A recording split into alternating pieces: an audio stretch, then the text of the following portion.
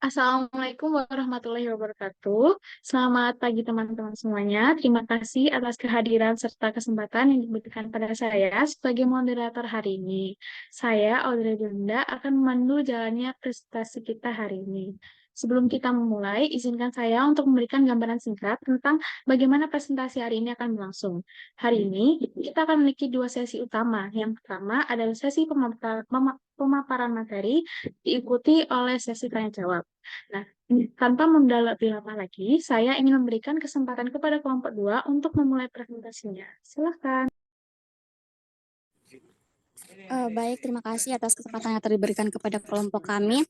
Pada kesempatan ini, kami akan membahas artikel yang berjudul Analisis Insiden Alat Angkut Material pada Area Hauling dengan menggunakan metode BOTI di PT XYZ periode 2018 sampai 2020.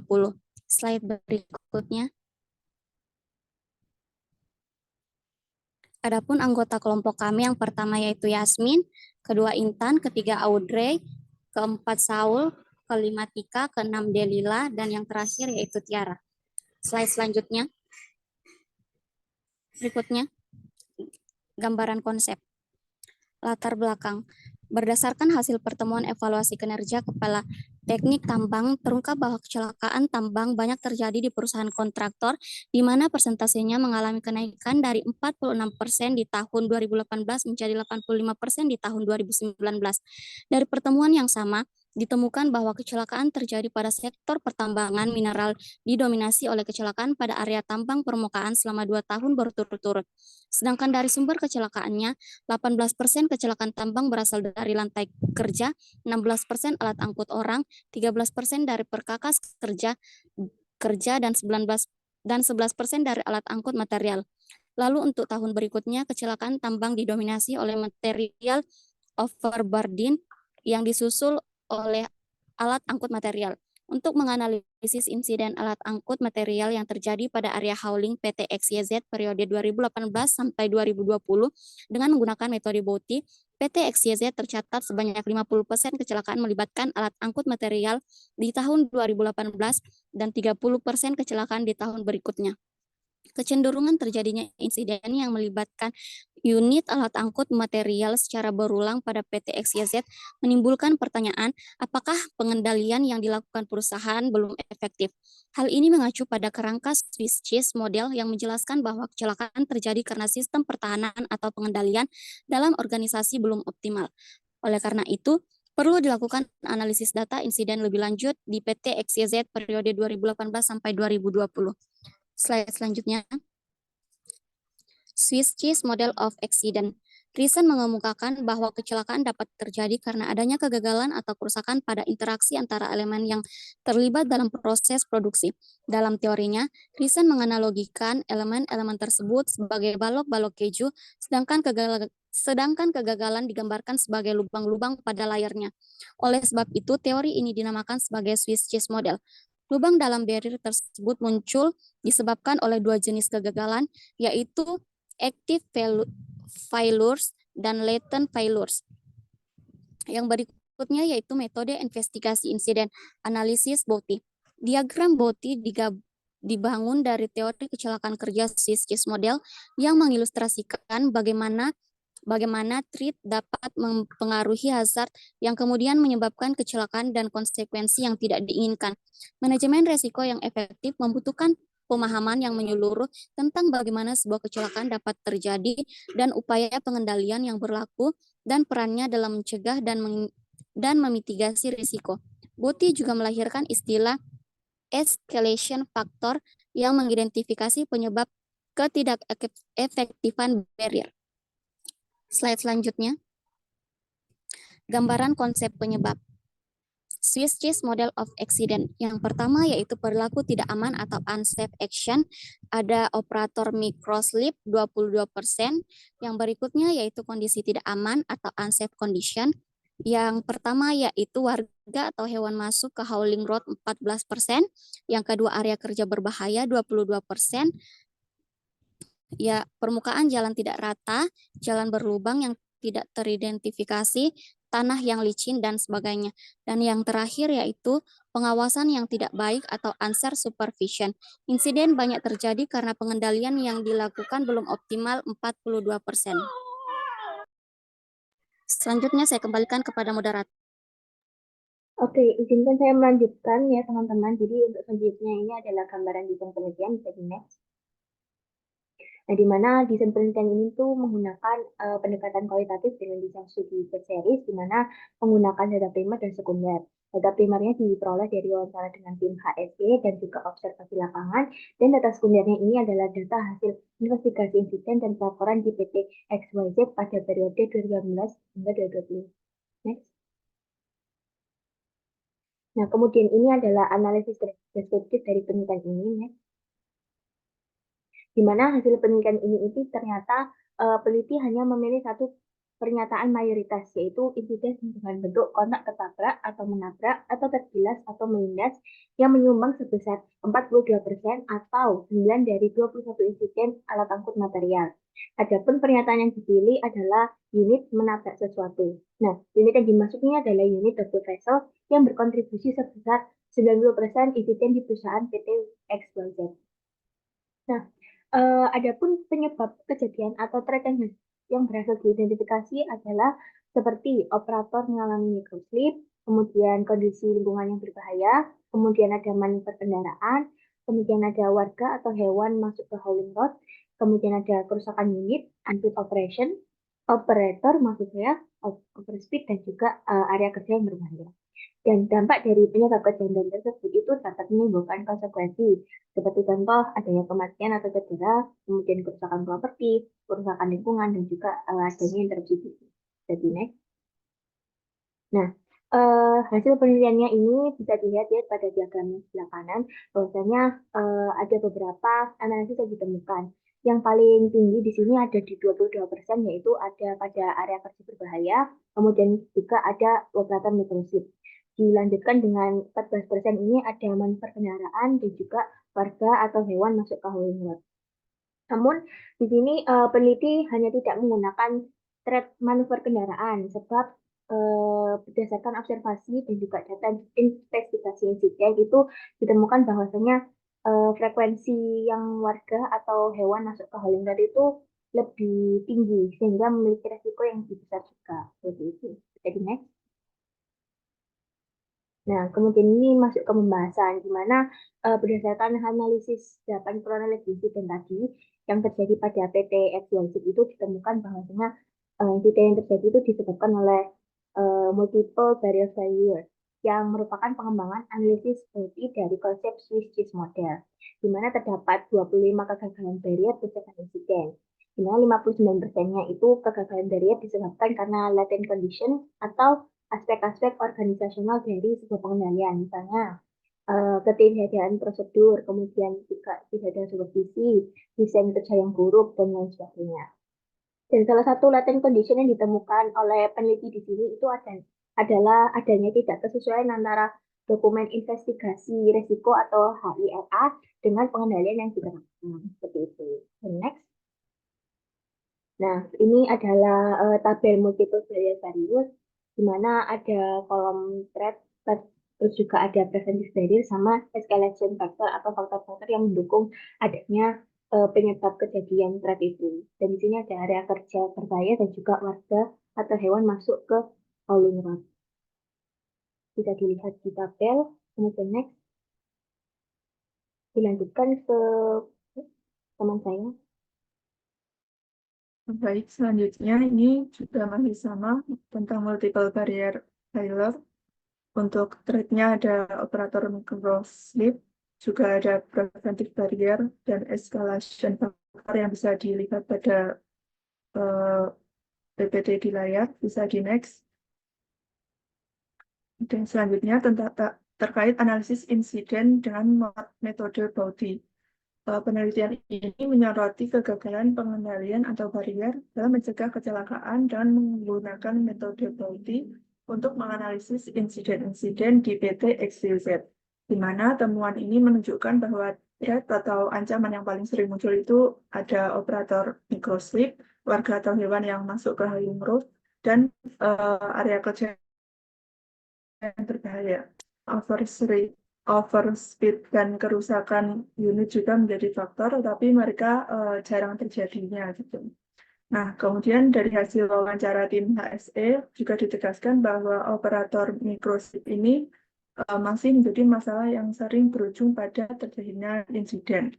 Sehingga pemilihan fokus pada warga atau hewan yang masuk ke holding road ini didasarkan pada bahwa kejadian tersebut lebih sering terjadi, di mana risiko interaksi dengan warga yang masuk ke hauling road ini dinilai lebih signifikan menurut dokumen HIRA, sementara risiko operator terburu-buru dinilai tinggi.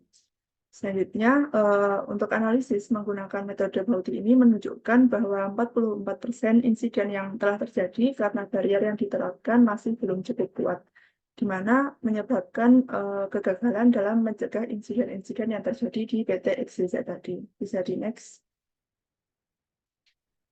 Selanjutnya, terkait efektivitas barrier, berdasarkan analisis telah ditemukan bahwa sebanyak 32% kegagalan barrier terkait pencegahan insiden ini tidak terantisipasi oleh perusahaan, kemudian 24%-nya terjadi karena ketiadaan barrier, dan 42% terjadi karena barrier yang kurang optimal.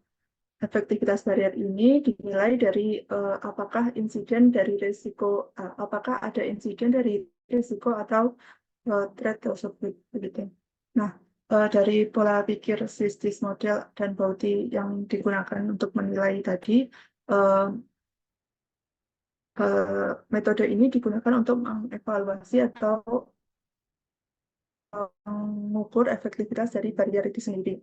Nah, jika terjadi insiden meskipun barrier telah ditempatkan, maka barrier tersebut dianggap kurang efektif.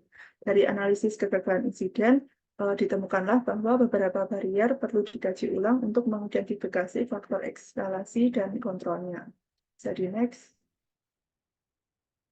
Selanjutnya adalah kesimpulan. Jadi next. Nah, kesimpulan dari penjelasan tadi yaitu terdapat 8 kronologi insiden pada unit menabrak sesuatu yang terjadi di PT XYZ dikarenakan multiple barrier failure.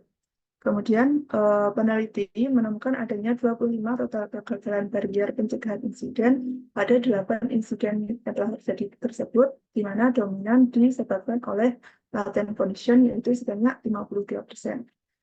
Selanjutnya, kegagalan fungsi barrier tersebut dalam metode Bauti dapat dijelaskan sebagai faktor eskalasi atau yang mempengaruhi efektivitas barrier, dan ditemukan bahwa threat atau ancaman yang sering muncul pada berbagai insiden yang terjadi di PT XYZ tadi, yaitu ada operator mengalami microchip sebanyak 22%, warga atau hewan masuk ke hauling road 14%, dan area kerja berbahaya 22%.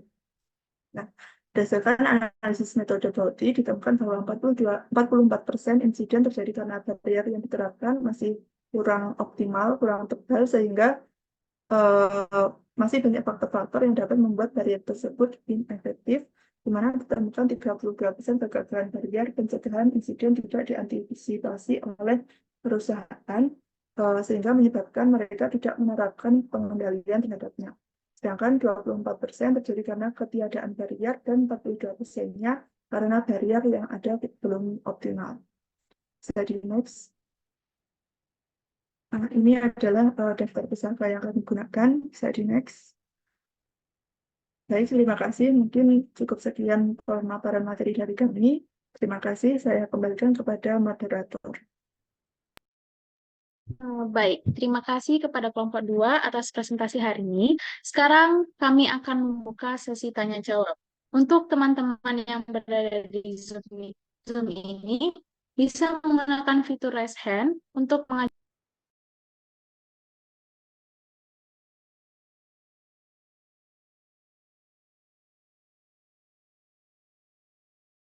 Baik, untuk Mbak Yasmin, dipersilakan untuk on-mic untuk menyampaikan pertanyaannya. Baik, terima kasih moderator. Terima kasih teman-teman yang sudah mempresentasikan hasil diskusi. Mungkin di sini saya ingin bertanya. Jadi dari beberapa penjelasan dari teman-teman. Saya ingin bertanya, apakah analisis data dalam artikel ini tuh yang udah teman-teman bahas bersama sama ini telah dilakukan secara memadai seperti itu? Terima kasih. Terima kasih Mbak Yasmin atas pertanyaannya. Untuk kelompok 2,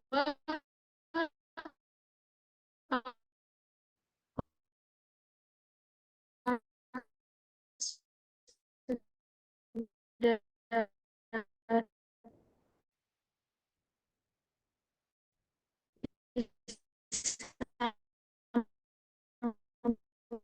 jawab. Yang dimana pertanyaan apakah analisis data dalam artikel ini telah dilakukan secara memadai. Berdasarkan informasi yang telah disediakan dalam artikel analisis data, telah dilakukan secara memadai dengan menggunakan pendekatan kualitatif dan desain studi case series. Beberapa poin yang menunjukkan bahwa analisis data telah dilakukan secara memadai adalah yang pertama, pendekatan kualitatif. Penelitian menggunakan pendekatan kualitatif yang memungkinkan peneliti untuk mendapatkan pemahaman yang mendalam tentang faktor-faktor yang mempengaruhi insiden alat angkut material di area hauling PT XYZ. Yang kedua, desain studi case series. Desain studi case series digunakan sebagai kerangka penelitian yang memungkinkan peneliti untuk menganalisis data investigasi insiden dan pelaporannya secara terperinci untuk memahami kronologi insiden dan faktor-faktor yang terlibat. Yang ketiga, penggunaan metode Boti. Data dianalisis menggunakan metode Boti yang merupakan pendekatan sistematis untuk mengidentifikasi faktor resiko, pengendalian, konsekuensi, dan faktor eskalasi yang mempengaruhi kegagalan pengendalian. Dan yang terakhir yaitu sumber data primer dan sekunder. Data primer yang digunakan berasal dari wawancara dengan tim HSE dan observasi lapangan, sedangkan data sekunder berasal dari data pencatatan insiden dan investigasinya. Penggunaan kedua jenis data ini memperkaya analisis yang dilakukan. Baik, mungkin itu saja jawaban yang dapat saya berikan. Saya kembalikan kepada moderator. Terima kasih. Baik, terima kasih banyak Mbak Tiara atas jawabannya. Untuk teman-teman yang masih ingin bertanya, kami masih membuka 2 pertanyaan lagi jadi teman-teman yang ingin bertanya dipersilakan untuk flash. Baik, Mbak Tika, dipersilakan untuk untuk mengajukan pertanyaan. Sebelumnya, terima kasih banyak atas presentasinya. Saya izin bertanya. Disebutkan bahwa dari analisis menggunakan metode Boti menunjukkan bahwa ada 44% insiden terjadi karena barrier yang diterapkan masih belum cukup kuat, di mana itu menunjukkan kegagalan dalam mencegah insiden. Lalu, apa yang seharusnya lebih dipertimbangkan dalam manajemen risiko supaya barrier yang diterapkan itu bisa kuat? Terima kasih. Baik, terima kasih Mbak Tika. Untuk kelompok 2 dipersilakan menjawab. Baik, terima kasih atas pertanyaannya, Mbak Tika. Saya izin menjawab dari sumber yang kami gunakan ini bahwa supaya manajemen risikonya bisa diterapkan dengan kuat itu ada beberapa pertimbangan, yaitu menggunakan asas AHARP atau as high as reasonable practicable, tidak hanya konsep ALARP saja atau as low as reasonable possible, di mana konsep AHARP ini lebih menekankan pada prioritas pengendalian risiko yang dilakukan perusahaan itu tidak hanya melihat nilai risikonya yang tinggi atau signifikan saja, tapi juga pada tingkat kemungkinan risiko itu terjadi. Begitu. Jadi meskipun nilai konsekuensi kecil, tetapi bisa saja dapat menimbulkan masalah yang lebih besar karena seringnya terjadi insiden tersebut. Begitu. Jadi selain pengendalian risiko dengan asas AHRT ini yang dinilai lebih bersahabat dengan budget dari perusahaan juga. Oleh karena itu, prioritas risiko yang perlu dikendalikan di PT XYZ atau perusahaan yang lain untuk memanajemen risiko ini harus lebih disesuaikan dengan risk mapping based on peak activity dari pengoperasian di hauling road itu sendiri. yang mana tujuannya untuk memetakan apa saja risiko yang paling sering muncul dengan kemungkinan tinggi meskipun dampak atau konsekuensinya rendah. Mungkin itu jawabannya. Apa bisa dipahami?